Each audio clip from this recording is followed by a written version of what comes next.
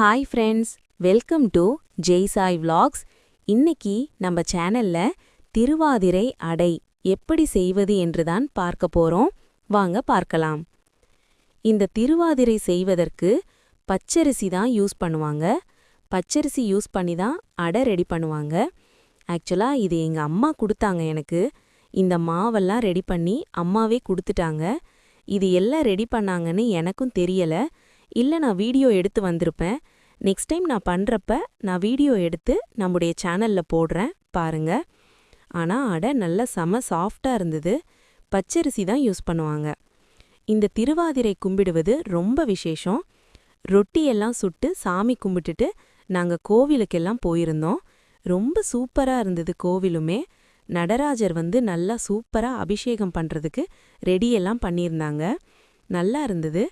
இந்த ரொட்டியுமே நாங்கள் கோவிலில் போய் எல்லாத்துக்குமே கொடுத்தோம். சூப்பராக இருந்தது. நெக்ஸ்ட் டைம் இதை நான் பண்ணுறப்ப நான் உங்களுக்கு வீடியோ எடுத்து எப்படி பண்ணுறது, இந்த மாவு எப்படி ரெடி பண்ணுறதுன்னு நம்ம சேனலில் நான் போடுறேன். மிஸ் பண்ணாமல் பாருங்கள். குழந்தைங்களுக்கெல்லாம் கூட கொடுங்க, நல்லா இருக்கும். செம்ம டேஸ்ட்டாக இருக்குது, செம்ம சாஃப்டாக இருக்குது. ஓகே, இந்த வீடியோ பிடிச்சிருந்தா லைக் பண்ணுங்க, ஷேர் பண்ணுங்க. அப்புறம் மறக்காமல் ஜெய் சாய் விலாக்ஸை சப்ஸ்கிரைப் பண்ணிடுங்க. Okay, thank you. நெக்ஸ்ட் வீடியோவில் மீட் பண்ணலாம். Bye bye.